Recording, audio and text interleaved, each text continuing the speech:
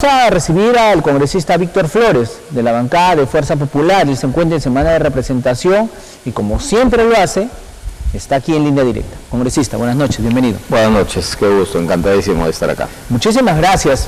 Y permítame empezar la entrevista, pese a que hemos tenido muchas veces conversaciones en las que hemos discrepado mucho, y permítamelo decirlo públicamente, es uno de los pocos de los 7 que pide venir. Pide venir, pese a que, como reitero, muchas veces hemos discrepado en nuestras opiniones, pero eso sí, reitero, mi respeto es por eso, ¿no? Mi respeto es por eso, porque reitero, son 7, hasta el momento 2 solamente voy a tener en esta semana, si es que no se anima alguien por ahí el día viernes está el cupo libre, ¿eh? Nos quedan 5, vamos a ver quién desea venir, vamos a ver. En todo caso, congresista, ya que está usted aquí, a ver, el Congreso sigue siendo criticado y sigue siendo vapuleado y con un nivel de descrédito bien bajo, pero lamentablemente no se están haciendo las acciones que permitan cambiar eso. No, porque siempre escucho, no, los congresos en América Latina y en el mundo siempre tienen un nivel de descrédito, es lo que siempre nos dicen, y tienen razón, siempre los congresos son con un nivel de descrédito evidente, pero a eso se suma lo que hacen mal ustedes, pues si digo ustedes en razón de por conformar un cuerpo, no un cuerpo colegiado como Congreso, hacen mal la tarea y lamentablemente muchos no se dan cuenta de eso, o si se dan cuenta no les interesa. ¿Qué opinión tiene usted? Mire, yo empezaría diciendo lo siguiente: siempre hay que separar lo positivo de lo negativo, lo bueno de lo malo, lo que se realmente da resultado y lo que no da resultado. Este Congreso tiene muchos méritos, ¿eh? Uno de los méritos más importantes, por ejemplo, es haber elegido el Tribunal Constitucional, que ahora está vigente, ¿no? El otro mérito es haber ratificado también al presidente del Banco Central de Reserva, a propósito de la crisis económica que hoy estamos viviendo a consecuencia de la pérdida de confianza de los inversores en el país. Acordémonos que aún en la época de Kuczynski, ¿no?, antes de que sea vacado, antes de que sea sacado, y también en la época del mismo Vizcarra, y posteriormente con Sagasti, la estabilidad económica era bastante interesante y buena. Entonces, pero hubo un quiebre, y ese quiebre hoy en día lo están pagando justamente la clase media, que usted bien lo ha graficado, que pasa a ser clase pobre. O sea, los pobres en la época del presidente innombrable, que le digo yo, simplemente han aumentado de 20% por lo menos a 30% de pobres. Entonces, esa es la consecuencia justamente que estamos sufriendo. Ahora, con respecto a la pregunta principal, ¿por qué el Congreso está tan vapuleado como usted ha dicho, no? En realidad no le quito la razón de ninguna manera, pero sí es necesario reafirmar, como le dije al comienzo, separar la paja del trigo, porque si no hacemos eso, como usted bien también lo ha dicho, es un cuerpo colegiado, claro, que responde por todos, ¿no? Claro. Pero en ese cuerpo colegiado, en todo caso, hay algunos síntomas de que alguna gente quiere hacer las cosas bien, ¿no? Yo respeto muchísimo a algunos colegas congresistas que sinceramente nos dan cátedra de democracia, sin embargo, ¿no? Mire, por ejemplo, en el tema del respeto a la libertad de prensa, aparentemente es una ley que, digamos, que deberíamos aprobar todos, ¿no? Pero sin embargo no, la cátedra nos dan los maestros justamente, ¿no? Y esos maestros del Congreso nos dicen, esta ley no puede pasar porque ya tenemos regulación de la prensa, no podemos sobreregular sobre algo que está legislado. Y por otro lado, la prensa es la columna vertebral de la información del país, o sea, sin prensa libre nosotros no podríamos trabajar, creo que nadie podría trabajar. Claro. Sin embargo, si bien es cierto, usted destaca, por ejemplo, algunos hechos positivos que ha logrado el Congreso, pero también manifiesta que hay aspectos negativos. Sin duda, ¿no? Entonces, usted dice, hay que separar la paja del trigo. Lo que sucede es que ustedes no la separan, y digo ustedes, reitero, como Congreso, ¿no? Lo que pasa es que ustedes no logran separar eso, y no logran separar, y por lo tanto terminan mezclándose. Mire, si se mezclan, todos tienen algo de responsabilidad al final, los 130. Mire, no quiero dejar de decirle lo siguiente, ¿no? El hecho es de que aún en el Congreso se ven pues grupos que blindan a otros grupos, ¿no? Entonces, si fuese así, en realidad no habría ninguna sanción. Incluso ya están habiendo algunas voces que dicen que debe desaparecer la Comisión de Ética, porque realiza un trabajo impecable y sin embargo no hay sanción. Ahora, por otro lado, también las sanciones que puede dar el Congreso solamente son de tipo, digamos, político, no son sanciones penales, pero sí pueden, por ejemplo, desaforar al congresista, claro, y pasar directamente al Poder Judicial, o para que los fiscales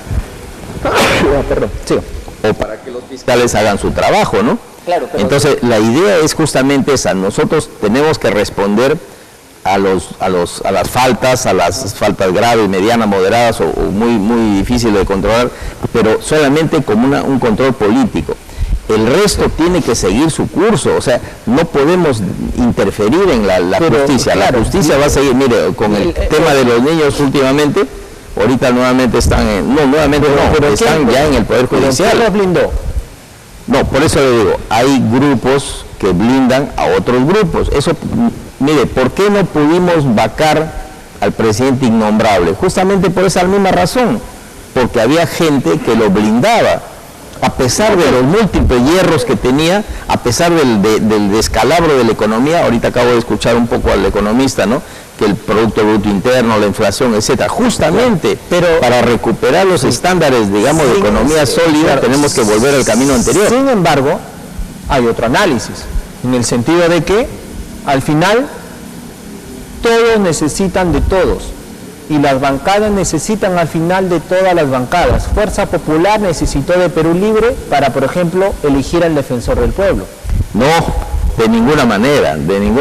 O sea, lamentablemente ahí podemos discrepar como siempre, y lo hacemos de manera muy democrática con usted, lo felicito por eso. El asunto es el siguiente: nosotros como bancada discutimos el tema en amplitud, como siempre lo hacemos. Lo discutimos en amplitud y profundidad, para que una vez tomada la decisión, simplemente se vote de manera ordenada, ¿no? El tema es de que nuestra candidata, la doctora Muñoz, ni siquiera llegó a ser calificada. Y en ese momento debería haber habido una explosión de la prensa en contra de esa decisión equivocada. Pero al final sin embargo a José Gutiérrez. No, pero un momentito. Resulta que quedaron 3 candidatos, y nosotros de los 3 candidatos también podíamos haber votado por el doctor Cartolino, pero también se fue por una revolución, me parece. Sí, claro, no, yo aquí no me presto a este juego, me fue por dignidad. Entonces, nosotros hemos votado por los 2 candidatos que han quedado, por los 2 candidatos. ¿Por qué razón? Acá viene la explicación.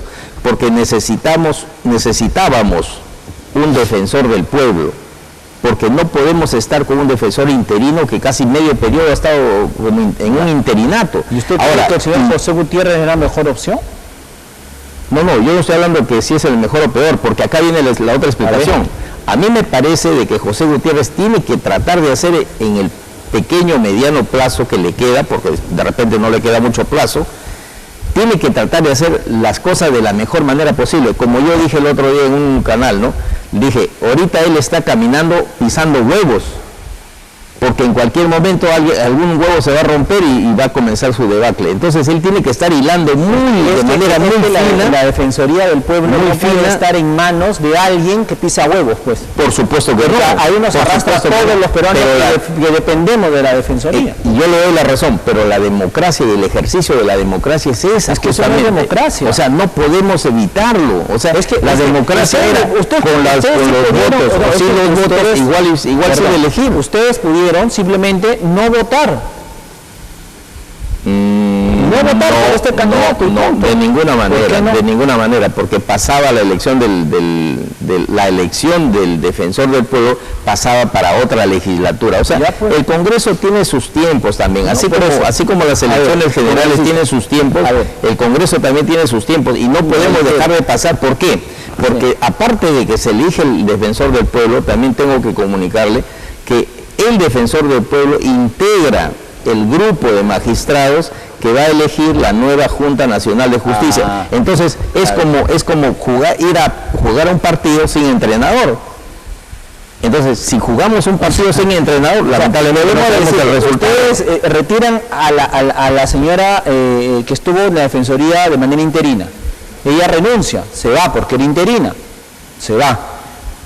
Y eligen al señor José Gutiérrez, que fue el abogado de Vladimir Cerrón, que usted escuchó el discurso, el primer discurso que dio en el Congreso, ese discurso que más parecía haber escuchado a Pedro Castillo, a Vladimir Cerrón, ¿no? Entonces, usted entrega a la Defensoría del Pueblo a este sujeto, y encima, usted me lo está diciendo, este señor va a elegir, finalmente, o va a integrar lo que es la Junta Nacional de Justicia, que va a elegir a los jueces y fiscales en el país.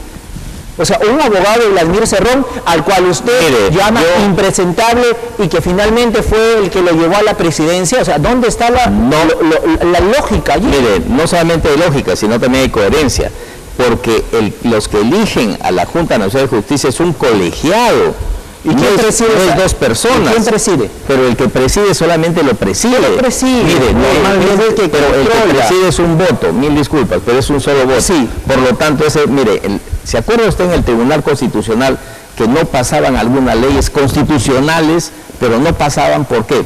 Porque habían 3 votos contra 2 votos. Sí, pues por eso. Habían 4 votos contra 2 votos. Un voto decisivo. Y ese voto ya lo tiene el Congreso con José Gutiérrez. Ese voto que usted me está diciendo, que no pasaba porque un voto es importante, ya lo tienen en la Junta Nacional de Justicia, con ese voto importantísimo que va a decidir. Pero no se olvide que el colegiado no es un solo voto. Pero con un voto puede elegir a un magistrado. Pero no va a suceder eso, pues que no. Un voto es un voto. Mire, y un voto es importante. Ni políticamente podemos decir que va a suceder. Y le apuesto. Conversamos con el congresista Víctor Flores, congresista por Fuerza Popular, representante de La Libertad. Hablábamos pues de la labor que viene cumpliendo el Congreso. Yo le hablaba que había que separar la paja y el trigo. Efectivamente, hay que diferenciar a congresistas que hacen bien su labor y a congresistas que hacen pésima labor, cuestionable labor, criticable. Sin embargo, yo le decía, ¿qué hace el Congreso para curarse en salud? O sea, para poder intentar dar al menos señales de que no conviven con esas acciones irregulares, cuestionables, ¿no? Tenemos, por ejemplo, a los niños blindados por el Congreso. Tenemos a las mochasueldo sentadas en el Congreso y votando como si nada estaría pasando. Tenemos a una congresista Digna Calle que está en Estados Unidos por sesión virtual y nadie se ha dado cuenta. Tenemos ahí 129 congresistas ahí sentados y nadie se ha dado cuenta de que está en Estados Unidos con licencia y supuestamente vota. Tenemos a un congresista, Edgar Tello, que pide donaciones a las embajadas, ¿no? Y nadie se da cuenta. O sea, tenemos ahí, sinceramente, ya muchas personas ya parecen un prontuario ahí, ¿no? Uno tras otro, uno tras otro, uno tras otro. Y reitero, el Congreso no tiene mecanismos para poder evitar y limpiarse, y limpiar su imagen. O sea, tiene que haber algún mecanismo. Pero si pasamos a ética, olvídese pues, si pasamos a la subcomisión de Constitución, nada, o sea, ahí es un saludo a la bandera, no sirve para nada, porque hasta que sancione, ya pasó todo. Entonces, ¿qué se hace de manera expeditiva, como una señal para poder evitar más actos como los que vimos? Mire, yo en realidad estoy haciendo algunos pasos muy importantes en el tema de reformas constitucionales. El otro día estábamos hablando ya sobre eso, justamente. Y ahorita es momento de tocar de nuevo. ¿Qué hacemos nosotros por evitar que así suceda? Justamente la escuela de parlamentarios tiene esa función. La función es que apenas ingrese el parlamentario, que puede ser muy bueno profesionalmente, ya lo dije, pero como parlamentario no sabe nada, porque es otro mundo, otra galaxia, otra dimensión, es diferente. Entonces, ¿qué debe hacer la escuela de parlamentarios? Primero, enseñar la Constitución en profundidad, en amplitud y profundidad. Segundo, enseñar el reglamento del Congreso, cuál es el reglamento que manejamos. Y tercero, tiene que saber el código de ética. Si después de esas tres condiciones hay pues todo lo que usted ha mencionado, ¿no? Mochasueldo, mire, el otro día hablaba con un amigo y le decía, ya no solamente congresistas tránsfugas, sino también hay congresistas transparentes, porque no se ven. También. ¿No? Entonces, la idea es evitar eso, ¿no? Evitar todos los desmanes que han habido. Y en el pasado no nos olvidemos del robacable, comepollo, etcétera. Entonces, en conclusión, la idea es que la escuela parlamentaria le diga, acá hay 3 tarjetas, roja, amarilla y verde. Si hace la cosa bien, se va a ir con su tarjeta verde, pero si hace la cosa mal, La tarjeta amarilla va a ser lo primero que va a saltar a la vista y la roja va a ser desaforarlo. Aparte de eso, también hay un proyecto de reforma constitucional muy importante que no estamos elaborando, ya lo presentamos al Congreso, ya está en la Comisión de Constitución, es sobre el transfugismo. El parlamentario que renuncia o es expulsado, simplemente da un paso al costado y entra a su accesitario. ¿Por qué? Porque la población ha votado por él confiando en ese parlamentario. El curul que tiene no es propiedad de él, el curul que tiene es propiedad de la población, la propiedad de la gente que lo eligió o del partido que lo eligió. Por lo tanto, eso es lo que tenemos que cuidar. Por otro lado, también estamos tratando de impulsar el tema de la reelección parlamentaria y el aumento del número, que ya lo conversamos la vez pasada. La reelección, ¿por qué? Porque justamente necesitamos que los maestros se queden, que los maestros sigan su labor. Y los maestros son justamente ese sector de parlamentarios que están cuajados y que conocen el tejimaneje del Congreso, de las leyes, de la forma de hacerlas, de la forma de filtrarlas y la forma de evitar estos desmanes. Y por otro lado también el tema, por ejemplo, ya se me fue, el tema de la reelección para una oficina normativa. Acabamos de presentar un proyecto de ley de reforma constitucional también, que es la oficina normativa. ¿Qué significa eso? Significa que los proyectos de ley van a ser filtrados. Así como se filtran con el Turnitin las tesis, claro, así también van a ser filtrados los proyectos de ley. De tal manera que esos proyectos de ley no sean, pues, por ejemplo, un proyecto de ley mañana aparece para declarar feriado el 1 de marzo de tal año porque tal cosa sucedió. Eso no puede ser. O sea, ya estamos con demasiados feriados. O de repente una ley, la ley que declare de necesidad pública el consumo de tal o cual producto. No se puede dar una ley de ese tipo. El consumo de tal o cual producto lo dirige el mercado, no una ley. A ver, son proyectos más que interesantes, pero vamos a cositas muy puntuales. Por ejemplo, tiene usted una colega de La Libertad, la señora Magali Ruiz, con este problema de recorte de sueldos.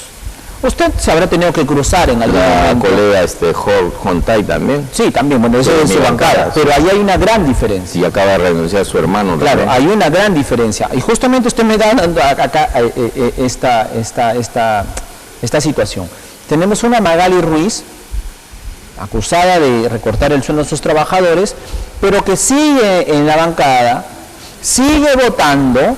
Y cuando el señor Otárola, el presidente de la PCM, la llama para reunirse con las bancadas, el señor Otárola llega con 3 de las congresistas acusadas de mochar el sueldo, la señora Magali Ruiz entre ellas, llega con las 3 y llega también con la señora Lady Camones, la presidenta de la Subcomisión de Acusaciones Constitucionales. Entonces, nada pasó. O sea, no pasó absolutamente nada con ella, pese a las denuncias que existen de varios testigos en torno a esto. Por el otro lado tenemos a la congresista justamente, la señora Jontay y de la bancada de Fuerza Popular, en donde en este caso Fuerza Popular actuó de manera célere y de manera radical. Inmediato. La expulsó, la expectoró, con comunicado incluido. En cambio APP no le da ni la tos, la manda incluso a reunirse en el centro del poder, la manda a la PCM, la manda a Palacio como si nada pasara. Usted ha tenido que conversar en alguna manera, se cruzan en los pasillos del Congreso, con su colega Magali Ruiz, es libertaño igual que usted. ¿Qué le he podido decir? ¿Qué le ha explicado? Mire, sobre el tema no conversamos nada. Si es que conversamos a un tema relativo a la bancada regional o de repente algún proyecto de ley que está por presentar o presentamos, pero sobre ese tema no podemos hablar porque ya está en investigación. Claro. Y no podemos tocar el tema pues de manera frontal porque el país, el debido proceso protege también a los investigados. Entonces nosotros no podemos adelantar opinión ni tampoco presumir de que efectivamente son culpables. Ahora, como es un caso que ya está judicializado, ¿no? Entonces simple y llanamente, ahora, los partidos tienen que hacer su trabajo, pero esa es labor de los partidos. Ya no es labor de los congresistas, sino los partidos tienen... Mire, y ese trabajo de los partidos tiene que comenzar desde la elección de los candidatos, porque ahí empieza todo. Usted a raíz de lo que ha salido en medios, y a raíz de lo que se conversa en los pasillos del Congreso, ¿Usted le cree a la señora Magali Ruiz de que no recortó el sueldo? No, yo no voy a emitir ninguna opinión sobre eso, por si acaso. O sea, no puedo decir ni que sí ni que no. Simplemente eso lo dejo a la Comisión de Ética, a la Subcomisión de Acusaciones Constitucionales, al Pleno del Congreso y al Poder Judicial. ¿Cómo la subcomisión va a acelerar esto si su presidenta, Lady Camón, es de APP? O sea, a eso me refiero, o sea, a esas señales que da el Congreso. Son contradicciones, ¿no?, muy válidas las que usted hace, pero lamentablemente... Ahí tiene que haber un congresista, tal vez usted, donde pueda de alguna manera, en el Pleno, pararse y decir, a ver, hagamos las cosas bien. La señora Magali Ruiz, la señora tal de APP, la señora Rocío Torres y demás, son investigadas por el Congreso, son investigadas por la Comisión de Ética, y cómo puede ser posible que el día de ayer o la semana pasada hayan ido a reunirse la bancada de APP y haya ido a la salida de Lady Camones, presidente de la Subcomisión de Acusaciones Constitucionales, a donde va a llegar el caso de estas señoras. O sea, eso lo pueden hacer. Eso, de alguna manera, es curarse en salud. Dar esas señales de un congresista, como usted, por ejemplo, de ya una se va a decir, oye, ya pues, no seamos rochosos, pues, si queremos apoyarlas, te vamos a apoyar, pero en silencio, pues, no sea roche, nos vamos detrás de la cortina, vamos a votar a favor tuyo, te creemos, Magali, te hacemos la barra, pero no vamos a ser rochosos, puede ir a tomarle la fotito. Lo último que ha pasado con los niños es escandaloso, realmente. Y no contarlo los niños, pero en fin, otro caso, también usted es liberteño. Ustedes van a interpelar al ministro de Energía y Minas, perfecto, al ministro de Energía y Minas. Mi pregunta va en este sentido. Ustedes van a interpelar al ministro de Energía y Minas, le juro que no sé ni por qué. ¿Por qué lo van a interpelar?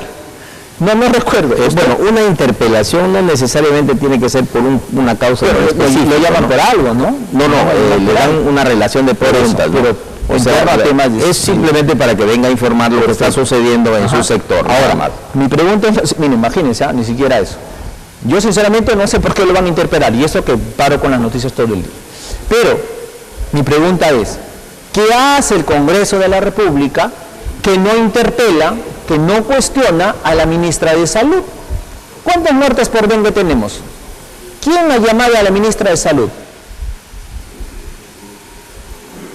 Ya, le tomo la palabra, no hay problema. De repente vamos a ver la posibilidad. ¿Cuántas muertes más vamos a querer en el Perú? ¿Cuántas muertes más vamos a querer? Y le llaman al ministro de Energía y Minas por algo totalmente intrascendente que ni usted ni yo nos acordamos. No, le repito, el llamado al ministro o a los ministros en general no es solamente por un tema, pero eso son por varios temas. Pero son temas, reitero, intrascendentes. Inclusive, mire, en la época del presidente innombrable, que le digo yo, cuando se interpelaba un ministro, decía, pero ¿por qué lo interpelan? Que no sé qué, que no sé cuánto. Mire, la interpelación es una curación en salud. ¿Por qué? Porque le dan las preguntas antes de que las cuestiones. Ya que habló de salud, y viene directamente con su cuestionario para que... No se interpela a la ministra de Salud, considerando que en el norte hay decenas y decenas de muertos y centenares de contagiados y enfermos por dengue. Me acaban de decir que también en la selva, por si acaso, en la selva y también en Lima hay muchísimos casos de dengue. Eso congresista lo tenemos desde marzo, abril, termina mayo, y los congresistas no sé en dónde están mirando, pero el norte se mueven, los hospitales están llenos. Acá en La Libertad, congresista, acá en La Libertad tenemos el nivel de letalidad por dengue más alto que el de Piura. Sí, o sea, tenemos más muertos aquí que en Piura. Y la ministra de Salud sigue trabajando normal. Bueno, de todas maneras no puedo yo dejar de decir lo siguiente. A ver, el dengue es una enfermedad producida por un virus, y ese virus viaja de persona a persona a través de un mosquito, el Aedes. Perfecto.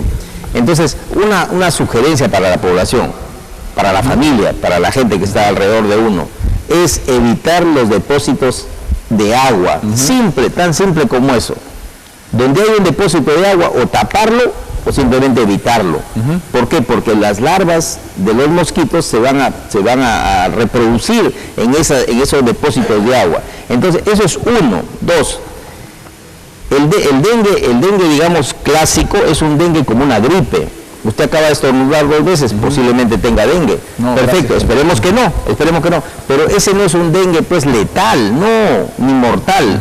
El dengue que es letal, mortal, es el dengue hemorrágico.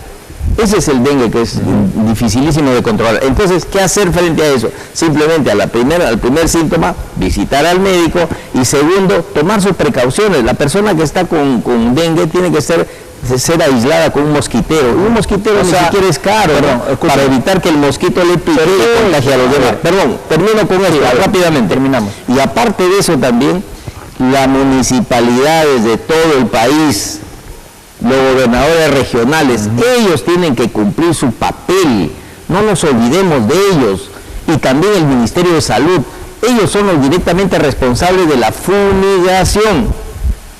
Nadie va a fumigar si no lo hacen ellos.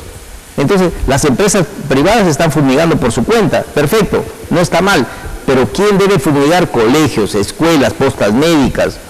¿Quién debe fumigar los barrios, las casas? Reitero, la ministra de Salud le debe muchísimas explicaciones al país. Esa es una explicación que le vamos a pedir también a la ministra cuando vaya al Congreso. Ahora, sin ninguna duda. Si usted dice que los gobiernos regionales también deben responder, en todo caso también le pediría sí, públicamente, oye, llame en todo caso al gerente de Salud de La Libertad. Y no solamente a él, ¿no? Que él nos explique ¿qué medidas se está tomando para controlar el dengue? Al menos de las medidas, no. Así es. ¿Por qué los muertos en La Libertad? ¿Por qué en La Libertad hay más muertos en este grado de letalidad que Piura? Lógico. O sea, ¿por qué? Porque Sí, acá en La Libertad sin duda. congresista, hay 2 niñas que se han muerto. Una de 2 años y una de 9 años. O sea, 2 criaturas que se han muerto acá en La Libertad. Una región, una ciudad donde no llovió solamente un día, 3 horas, un día de lluvia. Pero, perdón, no nos olvidemos también que eso no es consecuencia de la lluvia tampoco, no. Lo que sucede es que el dengue es consecuencia de la tropicalización del clima también. O sea, hoy en día ya no estamos en un en un niño que va a venir a futuro, no. Hay que tener en cuenta que el niño está aquí, se ha venido a quedar. Y lógicamente estamos esperando un mega niño en octubre, septiembre, octubre. Entonces hay que trabajar desde ahora. Mil disculpas que le esté cortando. ¿Dónde estuvieran las medidas de prevención? Eso. No, y no solo eso. La palabra del señor César Acuña, ojo, reitero yo siempre, yo no lo digo, lo dijo el señor César Acuña. El dengue se sabía desde febrero que iba a llegar con esta magnitud y sus funcionarios no hicieron nada. Eso lo dijo el señor César Acuña. Por eso digo yo, o sea, no solamente el gobernador de la región de La Libertad, el de Piura, el de Tumbes, el de Lambayeque, o de Lima incluso, ¿no? Ellos tienen la obligación de estar íntimamente relacionados con el Ministerio de Salud y con las alcaldías. ¿Para qué? Para hacer fumigaciones, pues, programa de fumigación masiva. Sí, pero ojo, la fumigación también, como lo hemos analizado muchas veces con especialistas, es temporal nada más, es temporal, es una medida extrema pero temporal. Dura 1, 2, 3 días, 4 días, una semana y se fue. Y continúa la epidemia, o la pandemia, con la epidemia en este caso. Pero sin embargo tenemos buenas noticias también, congresista. No todo es malo. Muy amable. Felizmente. Nos salvamos. Chavimochi. Ya hay anuncios importantes, ¿no? Sí, en realidad sí. Mire, yo celebro que me haya preguntado esto, lo tenía apuntado acá, porque es importante decirlo. Nosotros hemos tenido con el premier Otárola una reunión de bancada, ¿no? De Fuerza Popular, pero esa no es la reunión a la que yo me voy a referir ahora, sino nosotros hemos tenido una reunión con el premier, la comisión, ¿no?, que está encargada de evaluar, proponer, impulsar, investigar Chavimochic tercera etapa. Y la tercera etapa ya no está trabada, eso es falso. Algunos amigos periodistas dicen, hay que destrabar Chavimochic. No, ya no está trabada. El entrabamiento estaba en que la represa estaba amarrada al canal madre. Hoy en día son dos cosas diferentes. La represa de Palo Redondo está esperando que se concluya lo que falta, que es el 30%. Y el canal madre está esperando desde cero, porque ahí no hay nada, no hay construcción de nada, que va a llegar hasta San Pedro de Lloc, Urricape. Muy bien, entonces, eso es lo que hemos hablado con el premier, pero le hemos dicho de manera frontal y directa que el Estado tiene que dar una muestra de que realmente hay seriedad en el manejo de la terminación por lo menos de la represa. y el resto para Chaymochic. Muy bien, ¿qué hemos acordado? Hemos acordado con él, con la ministra de Agricultura, que también no estuvo presente, pero sí tiene conocimiento por los funcionarios que estuvieron ahí, y también la señora Presidenta de la República, a partir de la última semana de junio, hacer un relanzamiento para terminar la represa de Palo Redondo, como una muestra de seriedad del gobierno de querer terminarlo, uno. Y en el camino ya se mandaron todas las invitaciones a 15 embajadas. Eso es lo maravilloso. Ya las 15 embajadas tienen invitaciones para que sea el proyecto, la terminación del proyecto de la represa de Palo Redondo por un convenio gobierno-gobierno. Perfecto. Y nosotros, por nuestro lado, vamos a oficiar a la Cancillería para que toque la puerta a los embajadores y le diga, oiga, trabaje, pues haga su trabajo. ¿Qué hacen los embajadores en el exterior? A mí me da ganas también de ir y fiscalizarlos, porque los presupuestos que se llevan son enormes. Entonces, ese es el momento que los embajadores tienen que trabajar y buscar interrelaciones comerciales para que alguien se interese y venga a terminar la represa de Palo Redondo, y se acabó el asunto. Eso es por un lado. Y por otro lado, el gobierno regional tiene que firmar una adenda donde se compromete a hacer la tercera etapa del canal madre, porque ese es, digamos, el objetivo, que el gobierno central termine la represa y el gobierno regional inicie y termine el total de la tercera. ¿Otra vez le van a dar al gobierno regional? Bueno, es que no nos olvidemos también que aquí hay un proyecto especial Chaymochic, no nos olvidemos. Pero el proyecto especial Chaymochic está en capacidad de hacer esa obra, no es la represa, es el canal. Pero el canal está de problema, porque ahí vienen las expropiaciones. Por eso es que va a tomar tiempo. De eso todavía no podemos hablar en profundidad ni en extensión, porque eso va a tomar tiempo. Así que ahorita el número uno es la terminación de la represa, cuyos efectos positivos usted lo conoce mejor que yo, sí, ¿no? La Libertad va a tener, pues, por lo menos agua 24 horas al día durante 70 años. Eso es lo más maravilloso. Y agua para los sembríos, agua para el pequeño agricultor, para el mediano agricultor, etcétera, etcétera. Pero eso energía hidráulica. Pero eso va a estar supeditado a que alguien acepte. Sin duda va a haber, porque se están trabajando en paralelo. Por ejemplo, ya sale año. Eso. Si en junio se relanza el proyecto y sale la convocatoria salió y llega alguien interesado, que va a haber sin duda, entonces el país interesado, que no necesariamente tiene que ser Gran Bretaña, puede ser Panamá, Costa Rica, qué sé yo, Brasil, Armenia, cualquier país, se interesa y viene a trabajar, entonces en ese momento empieza a hacer su proyecto de desarrollo, pero contemplando el saldo de obra de lo que falta por hacer, ¿no? Y aparte de eso también asumiendo todos los riesgos que eso conlleva, pues también, ¿no? Eso claro, porque la represa tiene que tener una garantía especial, es una obra monumental. ¿Hay los fondos para eso? Curiosamente, me hace acordar, hay algunos ministros de Agricultura con quienes yo he trabajado que no conocían la represa. Yo le decía, y el relanzamiento posiblemente sea en la represa de Palo Redondo. Ah, perfecto. Pero ¿hay fondos para eso, para la construcción? Totalmente, eso es lo curioso, ya está financiado. Perfecto. Congresista Víctor Flores, en todo caso terminamos con una buena noticia. Salvado por la campana. Congresista, le agradezco mucho, como siempre, por estar acá con nosotros. Muy amable. Un abrazo fuerte. Muchas gracias, congresista. Nosotros le ponemos punto final al programa por el día de hoy. Nos reencontramos mañana en una nueva edición de Línea Directa.